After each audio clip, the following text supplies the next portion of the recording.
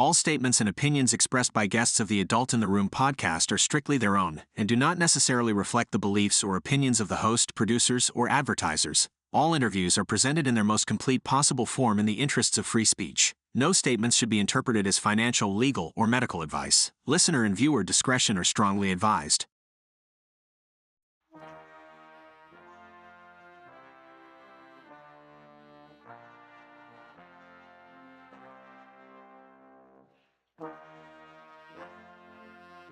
It's the Adult in the Room podcast with Victoria Taft. That's me. Cast Victoria Taft with you. How you doing? Beautiful Thursday afternoon, and we've got a really pretty terrific live stream for you today. We'll be joined by a terrific guest. She's going to talk about her new movie about missing children, not the kind of missing children you might be acquainted with. So we'll talk a little bit about that. And also the latest on TikTok. What was her name? TikTok Tiana, or whatever her last name was, the gal out in Los Angeles. And you remember, because it was just was it a couple of short weeks ago? We were telling you about TikTok Tashiana. That's her name. And the guy who came over and took the car, he towed it away. There's an update. There's an update on the car thief. Wow. And much, much more.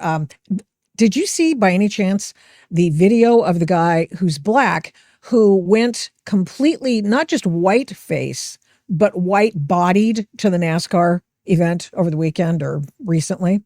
It's just unbelievable. Unfortunately, he didn't find the racists that he thought he was going to find. So he had to put out a video that showed him and his belief about what rural Americans are like and NASCAR fans are like. And he put that on a video, and he made himself look like a big bigot. So we'll tell you about that as well. It's just unbelievable.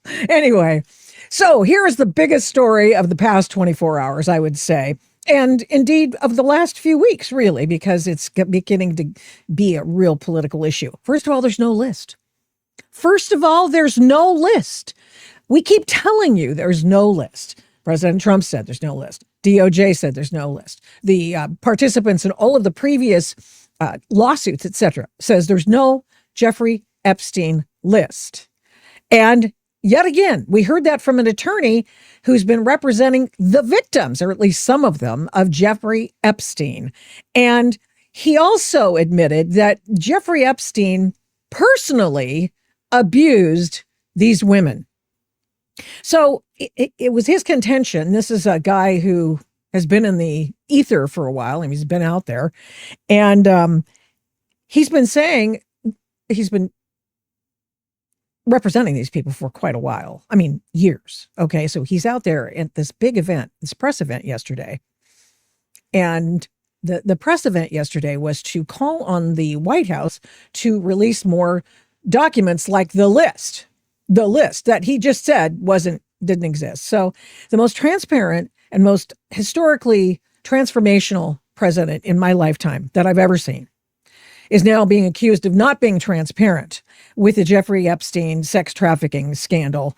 And I understand on one level, I understand why on one level you'd think that.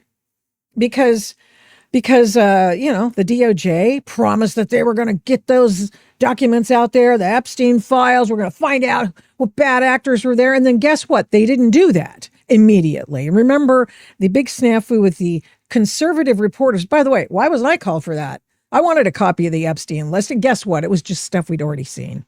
I mean, maybe Pam Bondi didn't know that we'd already seen all that stuff in Discovery, in the Ghislaine Maxwell case, and all the other previous times that there has been some litigation with respect to Jeffrey Epstein. But, we'd seen it all before. We have manifests from flights. We got pictures of Bill Clinton getting a massage. We got all kinds of things.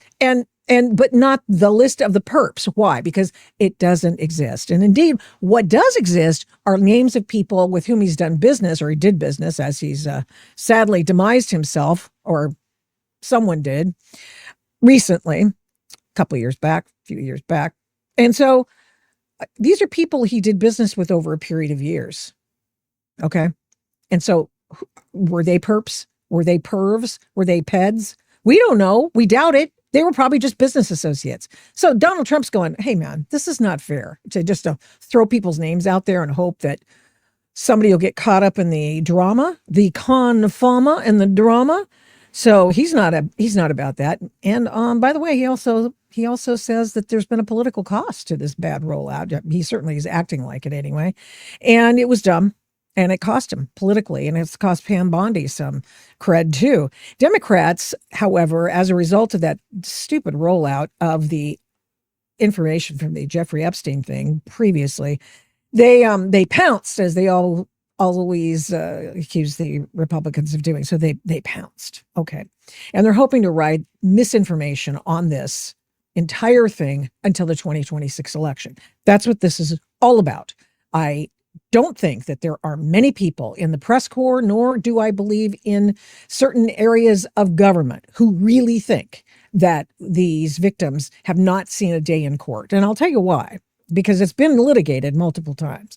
And the Trump administration has released 33,000 new documents this week. Don't know the extent to which they're helpful, but nevertheless, and responsive to the request, but nevertheless, they've done so. Okay, they've done that.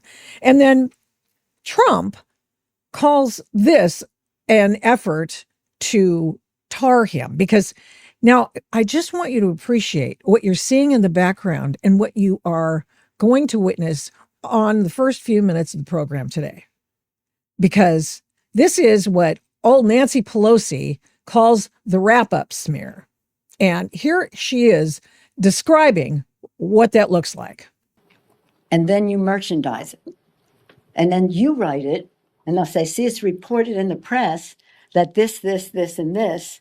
So they have that validation that the press reported the smear, and then it's called the wrap-up smear. Now I'm going to merchandise the press's report on the smear that we made. And it's a tactic, and it's self-evident. Yeah, it's self-evident. That's exactly what's going on here. It's exactly what happened with Russia. And so this is a wrap-up smear. Donald Trump knows this because he's seen it before, because he's had so many of these wrap-up smears end up in courts and getting fined $500 million for silly things that started out as allegations and lies built on nothing. I mean, the Steele dossier. Somebody's idea that Mar-a-Lago is only worth $18 million.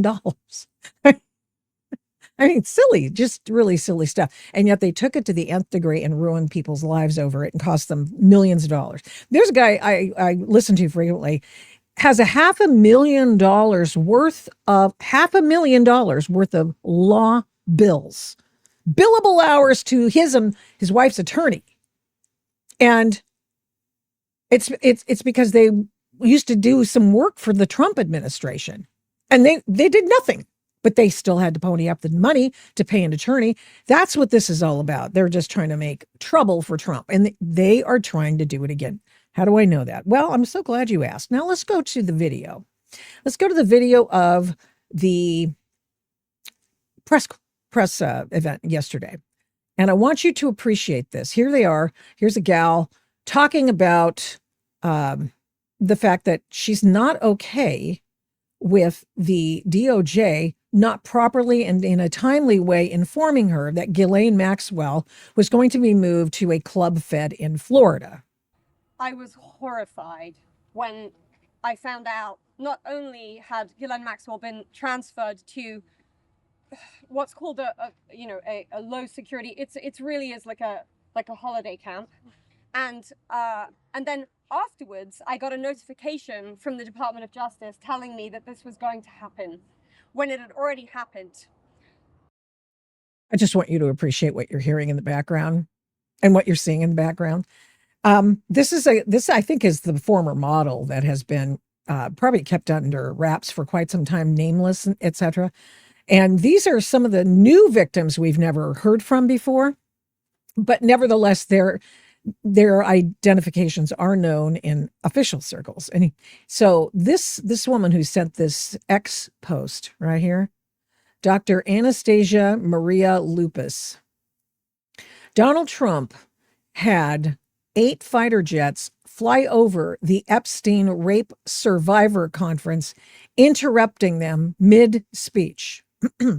And then she claims this woman, this blonde right here, gorgeous, gorgeous woman, named Trump. Named Trump. Now, what is the dangling conclusion we're expected to make there? What is that? Of course, that Donald Trump is some kind of weirdo who engaged in all of this stuff with Jeffrey Epstein, which is not true. Let's continue the interruption. This woman abused children.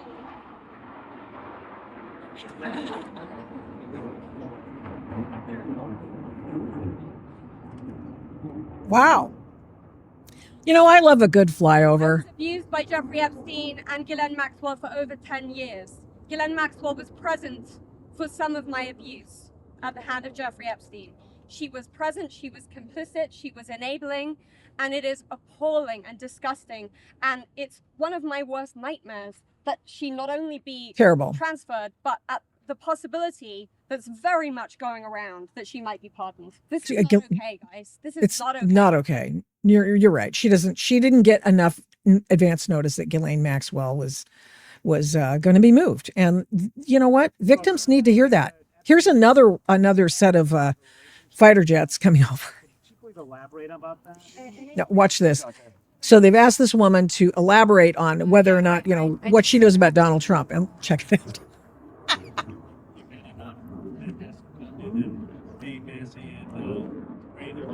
There they go again. Now I'm kind of laughing about it because My first trip to the Palm Beach residence, I drove there from the airport with Ghislaine Maxwell, and Jeffrey and Ghislaine were always very boastful about their friends. okay, so she's nobody named Donald Trump to nothing. Nobody named Donald Trump to nothing. And in fact, that same attorney who testified yesterday or talked about the case at this presser is the same attorney who years ago said Donald Trump was the only person who helped him get any information whatsoever on Jeffrey, what's his name? Jeffrey Epstein. And so he said he was the most helpful person. He didn't have to depose him. He just talked to him for hours. Okay. And I've got that somewhere, but we're running out of time. Okay. So now what we have here is the most transparent president has provided the most transparent tranches of documents on Jeffrey Epstein.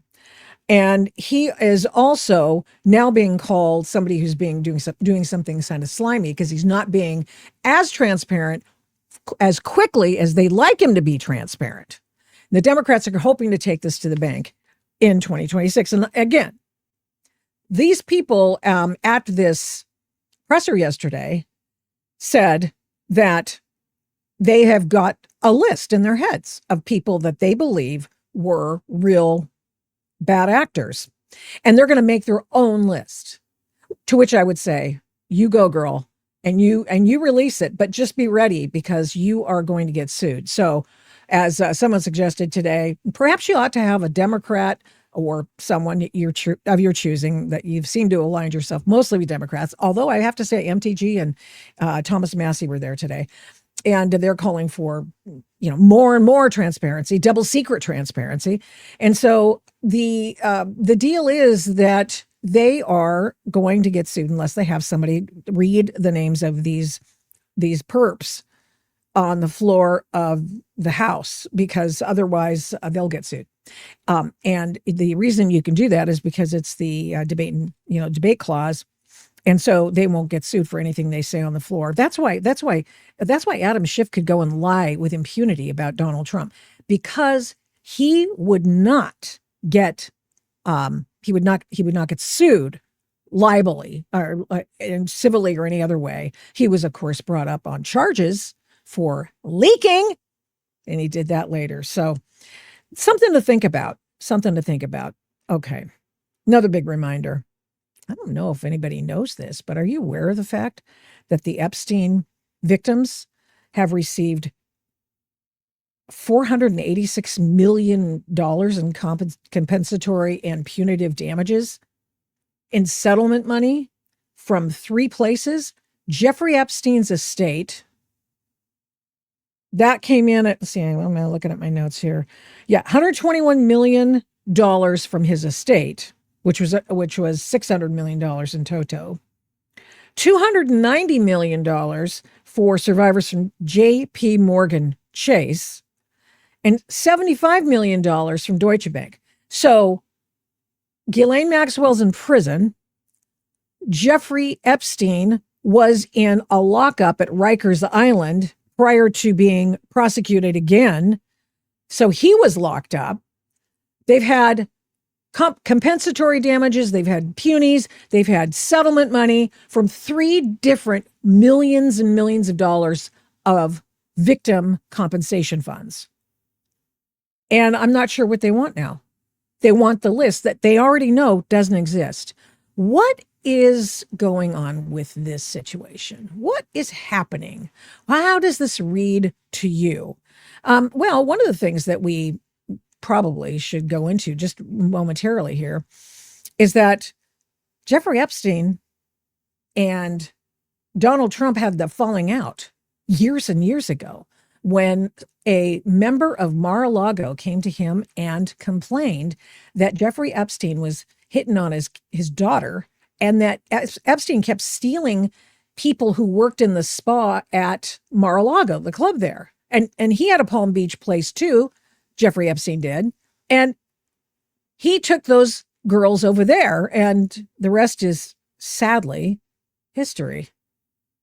So here's what they said in an NBC interview after this news conference where they got, the F-16s, drown them out, which I'll explain in a minute. Here they are talking to a reporter who just has to ask.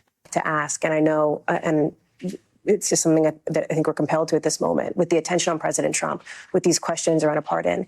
Did anybody see or hear of the president himself doing anything inappropriate as it related to Jeffrey Epstein? No. Or former President Clinton? No. Oh, so all of a sudden, Bill Clinton, whom we saw getting a massage, it was just, like a back massage. He had his clothes on, thank God. So nothing with Clinton. They said, okay, that's very interesting. So let's go back to the tweet. Here we go. Donald Trump, I'm not going to play her again, but Donald Trump had 8 fighter jets fly over the Epstein rape survivor conference, interrupting them mid-speech. What about that? Oh yeah. The Polish president was in town, and Donald Trump did a flyover for him with a missing man formation to honor him and the pilot who lost his life last week piloting an F-16 on behalf of efforts against the Russians and for the Ukrainians, as they've been doing. Let's just watch the flyover.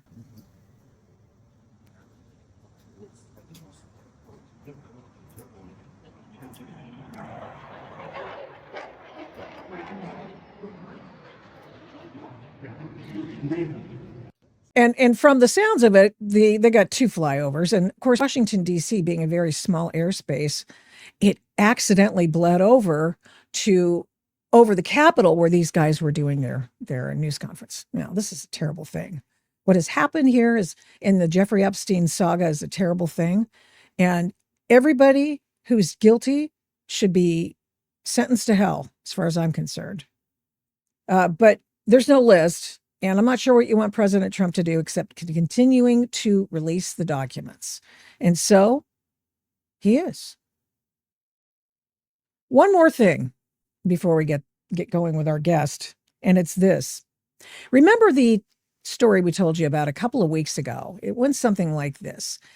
It was a woman getting arrested, and she was we call her TikTok Tatiana.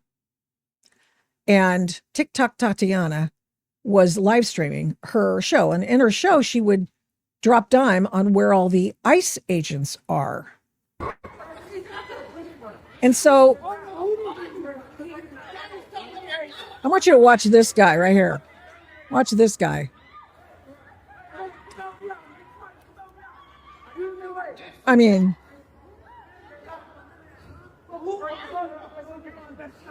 okay, so that guy leaves.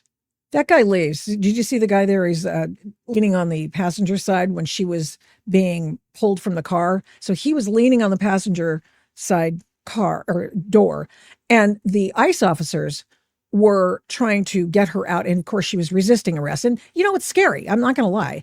You've got guys who are gunned up, and then they've got FBI and ARO, and they've got ICE on the back of their jackets, and they've identified themselves as they're going to take you. That's how they've identified themselves. They're going to take you.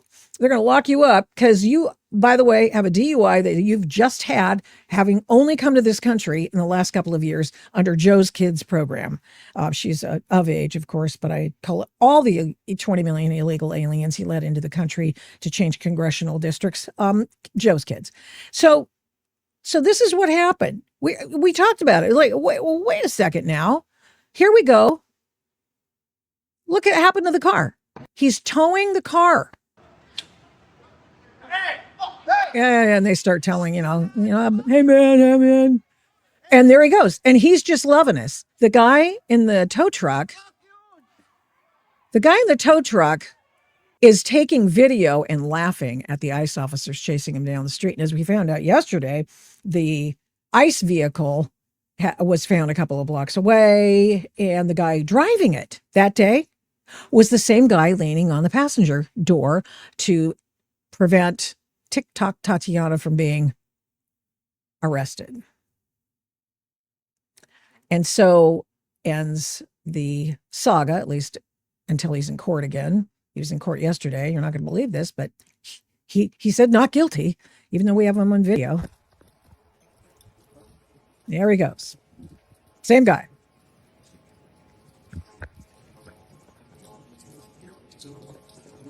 Come on, man. Why are you playing games?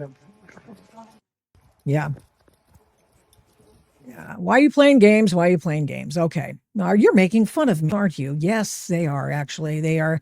This is what you call, son, a perp walk, so that we get pictures like that, so that everyone can know, and the ICE and the DHS and Border Patrol and ARO and all those guys that are doing all the immigration enforcement, thanks to Joe Biden's ridiculousness and his 4-year term, which was really only 3/4 of a term, because how much percent did he miss work? I said so the other day. Was it 47%? Something like that? It was a ridiculous amount. He missed so much work. So he let all those people in and, cut rate amount of time. All right. So I just wanted to bring you that update because I think it's important that we know what's going on, and they want you to know. It's the old, mess around, you're going to find out. And that's what happened to that guy. And he was in court yesterday afternoon, and we'll find out what happens. I have to just be honest here, which of course I always try to do, and just say that I read just this week that 7 out of 10 of these prosecutions have been tossed out. And this is a grand jury in LA. So we'll see how that goes. But not a great track record for Bill Asaley and the prosecutor's office and the U.S. Attorney's office in Southern California. I'd like to introduce you to a woman I've just gotten acquainted with, Anna VanderSteel, and she has a show on Rumble, and she and her partner in crime, if you will, have just created a movie. It's a documentary, and it's called Taken, State-Sanctioned Kidnapping. Let's just watch a little bit of the trailer that I got in fact, I'll put it on there as you tell us what this movie's about. And welcome to the Adult in the Room podcast. What do you think? Well, thank you so much for having me, by the way. It's an honor to be here with you. And I'm listening to you go on over the news. And it's, in some aspects, it's disheartening. But in the other aspect, look at where we are today. When I started podcasting 10 years ago, there wasn't that many people doing it as there is today. And the amount of information, the reality of our situation is stark, it's vast, and it's everywhere. And so what we've attempted to do with American Made Foundation, presenting our second documentary called Taken, State-Sanctioned Kidnapping, is take a deep, dark look at the underbelly and the reality of what Child Protective Services, an organization that's funded by you, the American people, through your tax dollars, directly out of the Health and Human Services Agency under Social Security, Title 4E funding. Yes, that money flows into all 50 states, into all the various agencies that operate child protective services under their moniker, and the Wow. parasitic organizations and non-governmental organizations that feed off it under the guise and the pretense that they're there to protect children and reunify families, when in fact their business model and their funding model is anything but that. It's all about separation. It's about moving the goalpost and the carrot further away from the parents' hands so they never get reunified for their children with their children. And frankly, it's a profit center for the courts and for all these organizations. And it's just devastating. If you really want to make America great again, you've got to have families. You've got to have a solid nuclear family, which has been decimated by this bureaucratic, monolithic corporatocracy we call government. Yeah, I was just, I mean, well, watch the trailer, see if it doesn't pull a few heartstrings. Here's a little bit of it. Great WRKO, Jeff Cooner, Boston's bulldozer. There is going to be a rally to reunite the Rivera family. Let's get the Riveras back together again. They deserve to have custody of their children. I just got out from the jail right now, and because of losing everything in this situation, because of DCF and I guess all the parties involved, I've been living in my car while supporting my family from a distance. Maureen Steele and I with American Made Foundation landed here in Marblehead, Massachusetts, where our American Navy was established hundreds of years ago. Boston, where the Tea Party erupted into a spirited battle called the American Revolution, a fight for our independence. And yet today, are we really free? Does the state have control of your assets, namely your children? Well, we are back again in Massachusetts because the fight continues on for sovereignty. And we're taking a deep look into Child Protective Services and the organization run by the state of Massachusetts known as the Department of Children and Families.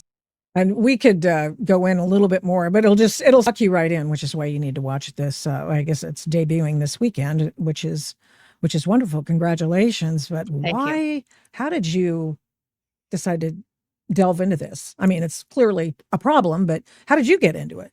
Well, as a podcaster, I've had many opportunities to interview families who have been decimated by Child Protective Services, even families that were chased overseas into Switzerland. The stories are too numerous to recount, but the theme is always the same. These families get pigeoned and prosecuted without due process in a court of family law, which is a court without a jury of your peers. It's literally a black robe and DCF against you. And if you can afford an attorney, great. If you can't, you have a court appointed one. And let's just be clear.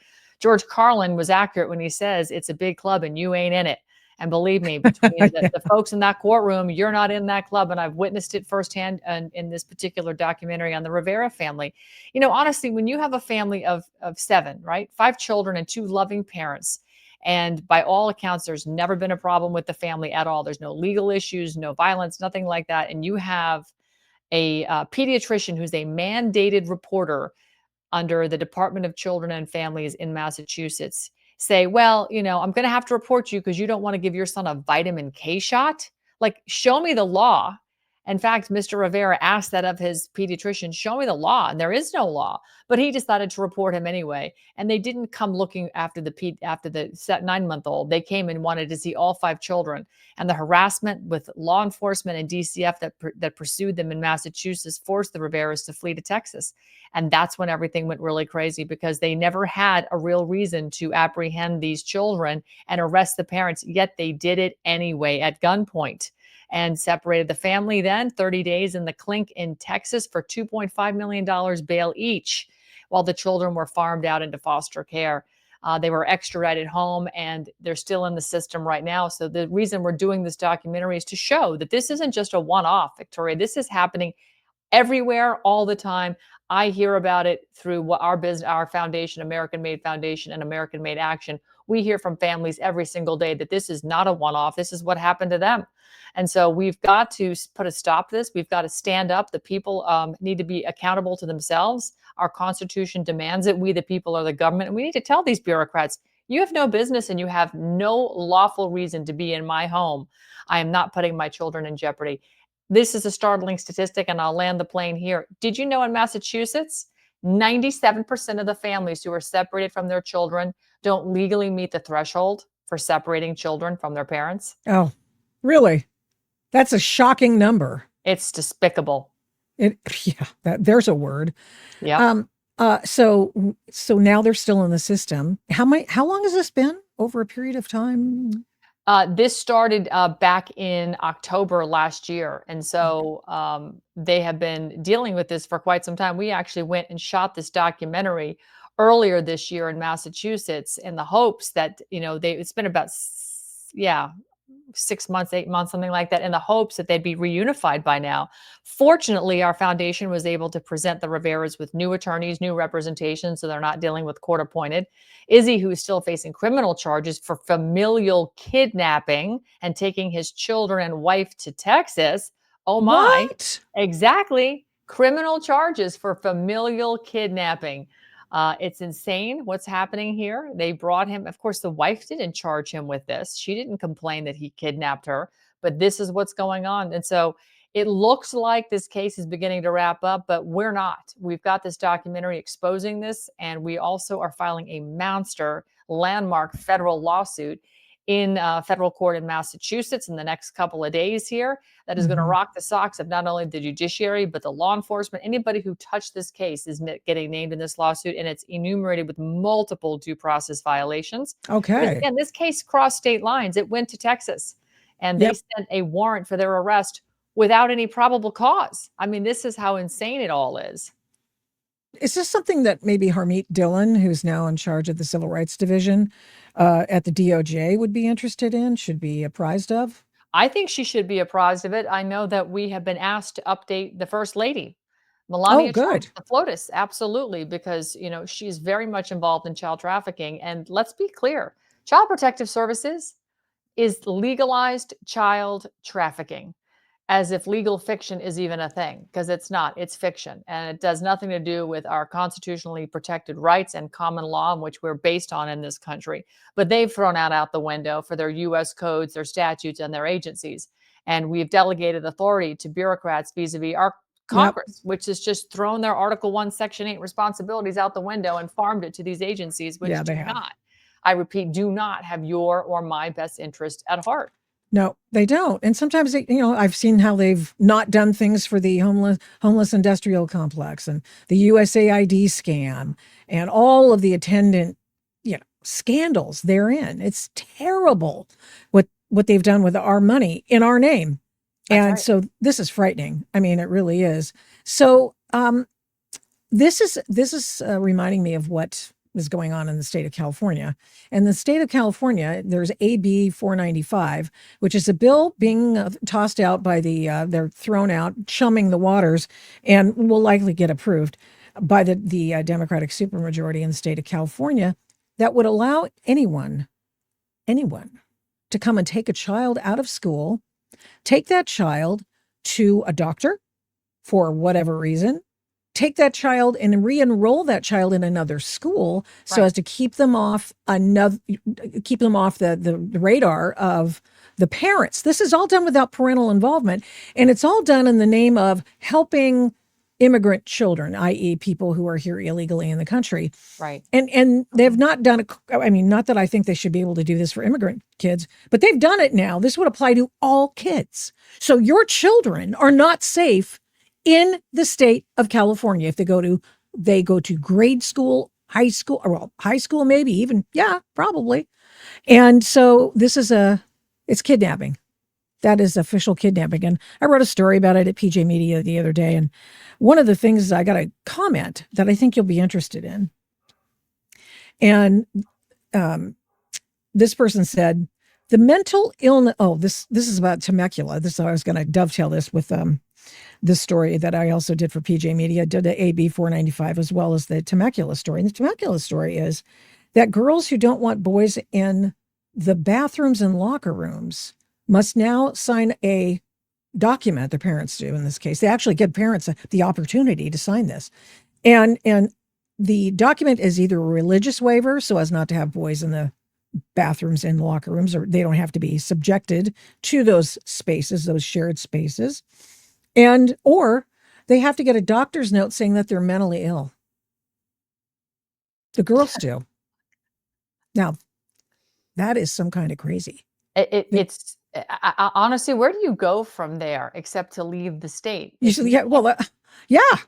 That's Jack Hibbs, a pastor in California, said, if this passes, I'm not in the habit of telling my parishioners to leave the state. But if this passes, you need to leave the state because your kids are the most important thing. So on that story, I get this comment. The mental illness diagnosis also invites the state to force services on the children, including taking them away. I had a kid taken away for being depressed, and it was a battle. And then in parentheses, she adds, she texted an anonymous depression hotline, and they reported it to the police, which traced us to our house through the IP address on our router. And anytime we tried to assert our rights, we were threatened. The kid is better now and in college, but we didn't see her for at least a month during her ordeal. You know, this all starts with the fact that, and this may be an unpopular idea with some of the folks in your audience, I don't know, but this frankly starts at birth. This starts with you engaging into and opting in to this corporate system that's called the United States government. It's no longer a republic. We haven't been operating a constitutional republic. In reality, it's been in name only. And so we find ourselves at a crossroads right now where we're engaging with a corporation that has shareholders, and the shareholders are being run by the agencies, and the agencies have their own shareholders, right? It has nothing to do with representing we the people. It has everything to do with how much money they can abscond with. And so that birth certificate, that social security number that you are excited to get because it makes your child a registered U.S. citizen, you've now essentially exchanged your God-given rights as protected by the Bill of Rights in our Constitution for the privilege of being a U.S. citizen. And when you look at the last 4 years under the Biden regime, reign of terror, that privilege of U.S. citizenship was extended to illegals that came flying across our borders at an alarming rate by the tens of millions, and that were extended $2,200 a month going up from there, including 3 hots and a cot, healthcare, education, etc. And they were weaponized. That human migration was weaponized against we the people, basically stealing and cutting in line everything that we work for.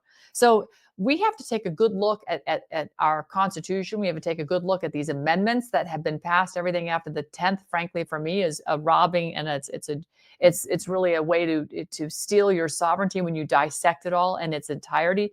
I could break that down on a later date, but the point I'm making is, I get it. People are not understanding that the government has taken your child at birth and made it a ward of the state and stripped you of your rights. And if you step out of line and you go against an edict like Bill 495 in California, they're going to step in and say, not so fast. We're going to let anybody come in and take that child because we're really ultimately in control of your child, not you.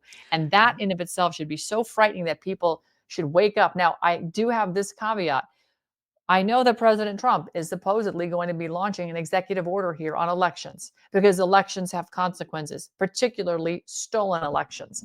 And so if we can actually get a real vote, a real representation of what people want in this country, and we do it through paper ballots and hand counting and eliminate the machines and clean these dirty voter rolls that are. Yeah, that'd be nice. Right. If these things can happen, we're going to get a real litmus test. And you know what? If you live in a city that is very blue and wants to be blue, good for you. Don't you want to know that you really are blue and you're not going to have a bunch of rhinos come in and steal your city and what you guys want for your city? Any more than I don't want a bunch of dinos taking my conservative town from me. So I think we have to get right down to the basics, get these elections straightened out, because California, in my humble estimation, is pretty much red, with the exception of some of the Looney Tunes in LA and San Francisco. But everywhere else, that state is shining red from sea to mountain. And it's about time that the Californians get represented as such. Otherwise, they are going to flee even more than they already have. I know. It's really sad. I'm getting to the point where I'm getting upset with people. I keep track of Oregon, Washington, and California in my West Coast column for PJ Media. And I get I'm getting concerned about too many people leaving California. Not that I don't wish them ill in terms of losing congressional seats, because they have congressional seats built on, I think 5 of them built on illegal alien population. But because I think That's your somebody's voter got rolls, by the way. That's your but, dirty voter oh rolls. yeah, there you go. And a Exactly. fraudulent census based on the fraudulent voter rolls. That's exactly what's going on. Exactly right. That's exactly right. It's happened everywhere, up and down the coast. And so, but I want people to stand and fight. I want them to stick around. 42% of Californians voted for Donald Trump in the 2024 election. That's not nothing. I know it's for California. It's exceptional, actually. And the thing is that if you've got that many people who are willing to either cross the line, and most of them did, because the most populous political party in California is Democrat, followed by Independent. Then later on, it's Republican. So lots of party crossing there. And those people should be represented, and they're not. I mean, you get to the point where in Oregon, Washington, and California, if you've got a woke politician representing your district on any level of government, you don't even bother calling them, because they won't listen to you, because they don't feel like they have to listen to you. And it used to be, have you ever found a Republican representative where they were unwilling to listen to a constituent of the opposite political party from them? You would hear about it if that happened, but it doesn't happen. The Republicans listen to people. They may not agree with everything they say, but at least they give them an ear, and they don't even do that anymore in the Democrat Party. Not at all. Not at all. Well, it's the uniparty. Let's be honest. It's not about Democrats and Republicans anymore. That so much. I think USAID and the amount of money and where that money's gone out and coming back, and the people that I work with through American Made Foundation, the deep researchers that have mapped the money, and I'm talking thousands and thousands of organizations across that, all tied back into child trafficking and CPS, and of course money laundering through the cartels and through the mortgage industry, and going back into the politicians, and of course the legalized bribery, which is called lobbying. All of that has taken its toll on our country. And as I said, we're operating a corporatocracy, not a constitutional republic. But I do want to leave with this. I want to give you this thought here, Victoria, because, United Sovereign Americans is an organization. I sit actually on their advisory board, and I've been following this organization for well over a year now. And they just recently asked me to join them more for the media piece that I can bring to it. So I want to give them a shout out, because here's why. This is all stemming from our rotten elections. And we now know the CIA and Smartmatic out of Venezuela, and those people have been involved in throwing elections in 72 countries over the last 20 years.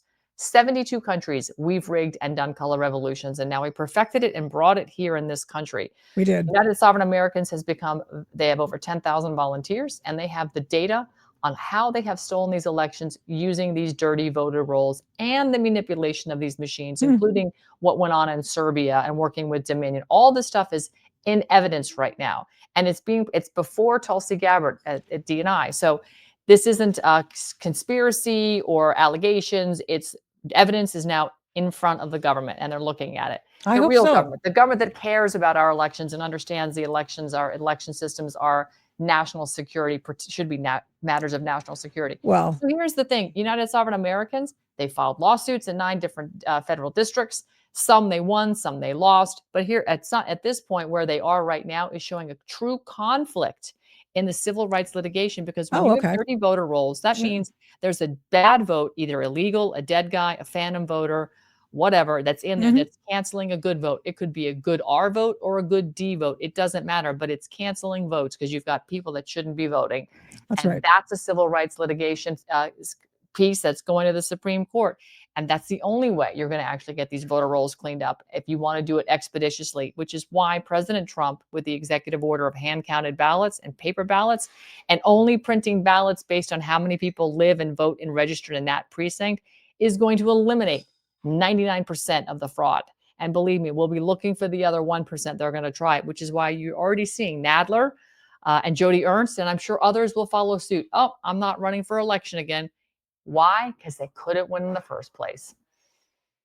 Well, that's interesting. I'd never. Well, I guess I like Joni Ernst. I mean, she's a bit of a rhino. I mean, I gotcha. She's a rhino. There's a lot. Lisa Murkowski. There's a lot of them that need to go. Lisa Murkowski. Susan Collins. I mean, the list goes on. Dan Crenshaw. I could go on and It on. would be nice to finally get a vote that reflects the actual populace. Right. Be nice. Wouldn't that be a switcheroo? I think it's Well, going to be a shocker.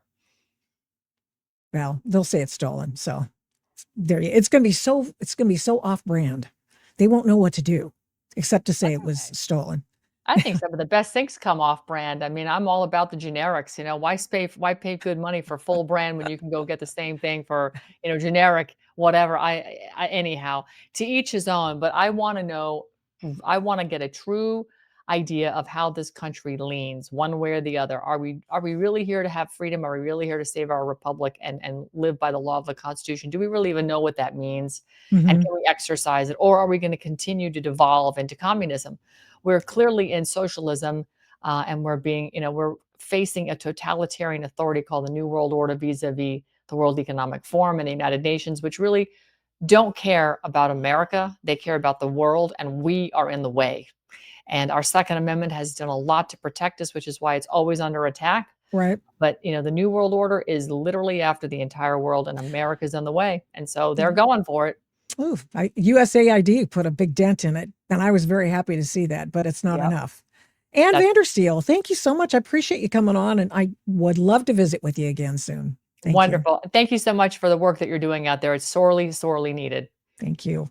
Appreciate it. And she's got a Rumble show too, so you just go out and check it out.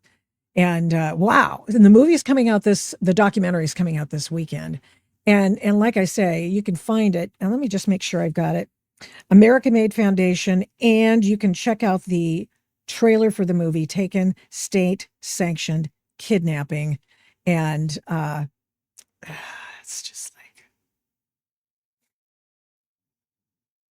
you know, it's just like, how in heaven's name do they have a financial interest in the disruption and dysfunction and destruction of your family?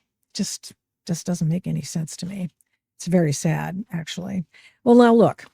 So I had a couple more things I wanted to talk with you about before we said goodbye. First of all, to tell you what's coming up next week, we're going to have my friend.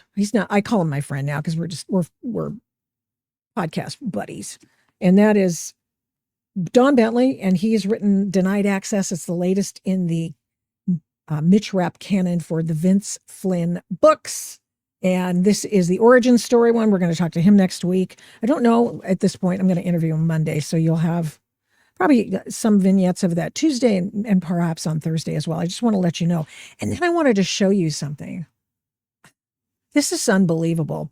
So this guy goes to, he's a comedian, I think, actor, comedian. But what he did was he's black, and he went white face and white body to NASCAR. And when you see the makeup job his glam team did on him, it is unbelievable. That steals the whole show. What I can't understand is how he did this attempt to look for racism with the consent of NASCAR. He, in fact, endorses and exemplifies every trope that you could think of about a NASCAR fan, that he doesn't have any teeth and is kind of stupid. And it's just astonishing to me that they let him do this. And he was part of the deal. He was part of the one of the teams let him in. And at one point, and you'll see a little bit of it because I can't do all of it.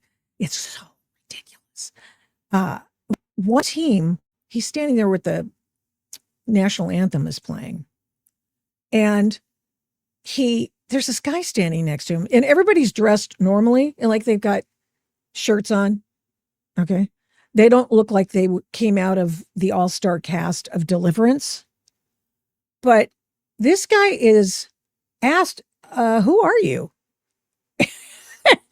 And he's a comedian who has to find black people to create a scene with his production here in order to sell the idea that NASCAR is full of racists.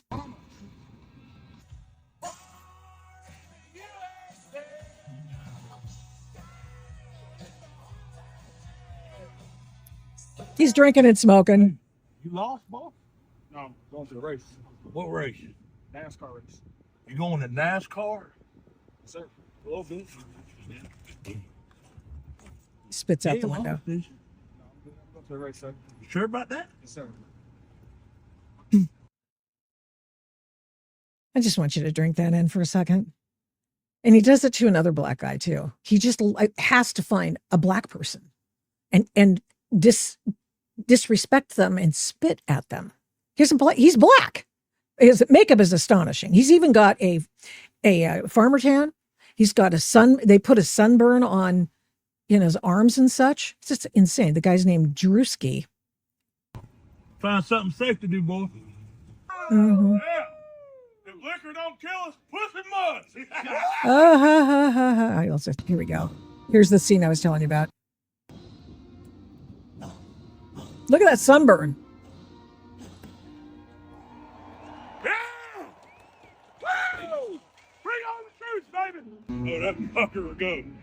I think. Who are you? Oh, South Dakota. Yeah.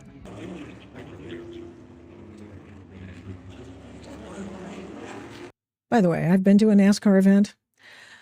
And if you're not wearing headgear, if you're not wearing your ears, you're crazy, because you're not going to believe this. But how many cars in the entire race? What do they got? Like start out with like 20? It depends on how many qualify and all that jazz. Okay, but there's a lot of cars out there, and you're not going to believe they're really loud. He has no head protection or ear protection. Ugh. Anyway, so yeah, he goes on, and he meets up with different people and decides that I'm going to do the worst thing I can think of to sound like a hick, a hillbilly, and like I'm running from the revenuers. It's just absolutely disgusting. Well, here's the point of it is he actually had to go out of his way to find somebody to be racist to, so that he could show people that NASCAR is racist.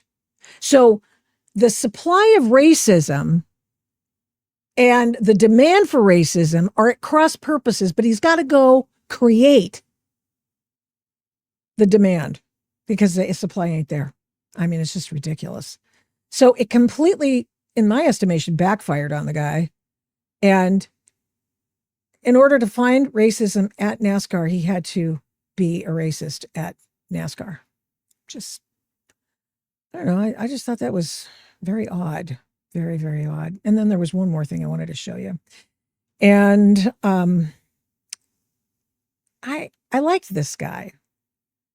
Not the white-faced comedian. I mean, apparently it's okay to be a white face and be a total asshat at NASCAR. And that's okay. But were you to do the same thing if in a blackface or pretending that you're a person of another color, then, oh my gosh, that's not possible. You can't do that. It's appropriation. It's appropriation. These guys make me sick. I mean, just make me sick. So there's more to that, and there's more racism in that. So by all means, go watch it on your own time. I'm not going to show it all to you. Nevertheless, there's this one guy I found out, and I wanted to leave this with you because he's funny. And he does a TikTok. He has a TikTok account. He does a TikTok account. And it's FOTYE 1901. And someone put this, thank God they did. They put it on X. So I was able to see it and see what this guy has done. So it's not a complete amalgamation of all the stuff he's done, but it's a good representation of some of the things that he's done. And he calls it liberal logic. And you watch for yourself. It is hilarious. We make guns illegal, then nobody will get shot. That's how we stopped everybody from doing drugs. Want to stop drunk drivers from killing sober drivers? Ban sober drivers. That's how gun control works. So talking to adults at work about sex is sexual harassment? but talking to kids at school about sex is necessary? Strange times. If guns kill people, I guess forks make people fat? Apparently, there's only one Major League Baseball team that does not host a Pride Night. That team just won the World Series. We're so back. Ask not why the children shouldn't see drag queens. Ask why drag queens crave an audience of children.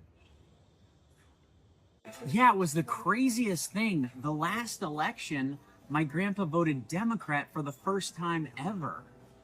Would have never happened if he was still alive. So Gen Z thought they were getting their student loans forgiven, but looks like they're getting drafted into World War III. Be careful who you vote for. Okay, it looks like coronavirus is making a comeback. That was so my remember favorite. the rules. If you go to a party, you get thrown in jail because coronavirus. But if you're in jail, they'll let you out because coronavirus. Yeah, make sure you keep track of the people who make decisions based on their emotional incontinence as opposed to people who have some fundamental values from which they can grow some policy. It's not that hard, but some people just don't have it. Well, anyway, an interesting time we are living in right now, and he's absolutely right. I just enjoyed him so much. A lot of those thoughts are not original with him. He just does a really good job of saying those things very quickly and impactfully. And so I thought I'd share that with you too. Again, his FYTE 1091, I think is what his ID is over on TikTok. So there you are. Okay. One more thing before we go, because I just want to make sure that I update this. And it is that we have those two stories I was talking to Anna VanderSteel about with respect to in California. I mean, these are things going on in the state of California, and apparently other places are doing this as well. For example, the Temecula girls in this Temecula school district in California have to sign a piece of paper that proclaims them to be mentally disabled in some form or fashion in order to not have to consort with boys in the girls' locker rooms and bathrooms. And if you don't think that's not going to follow them to get a security clearance and or a gun permit, you're not thinking with all your synapses. They're not firing. And so I'm going to get to the bottom of this a little bit more. We're going to do a program on it. Maybe I'll get some of the parents involved on it because I know that the Temecula School District, the board there, we're trying to do this as a workaround because the state law, they've been kicked out of court on every other thing they've fought the state laws on. And this has been boys and girls sports and those kinds of things. And so we're going to work on that and get together an interesting program about that as well. So it's been great spending this hour with you. Listen, head up, heart out, and don't forget to strive to be the adult in the room. And we'll see you on Tuesday. Thank you so much for watching and listening to this episode of the Adult in the Room podcast. We do not take you for granted. We appreciate every single person who tunes in every week to listen and watch this program. We're here every Tuesday and Thursday, live streaming on Rumble, and then on every other podcast platform shortly thereafter when we can port it over and get it over there as soon as we can. All the shows can be found at victoriataft.com, where the censorship regime has been banned by me. Follow me on social media at these names: Victoria Taft, the Adult in the Room podcast, and the Victoria Taft Show. Send media inquiries, or any others for that matter, to victoria@victoriataft.com. And here's a big ask. Would you please subscribe, share, like, comment, recommend, and give this program a 5-star rating where you can? We really appreciate it. We do not take that for granted either. Follow my work at, you guessed it, victoriataft.com. PJ Media, I write tons over there. Flamingo Audiobooks, and of course the radio. I don't do this alone. This show is produced and engineered by Overall Media. 1A Cast is responsible for some of the Adult in the Room podcast's imaging. Logo design by Hageman Creative. The Adult in the Room podcast is produced at Flamingo Road Studios. All rights reserved.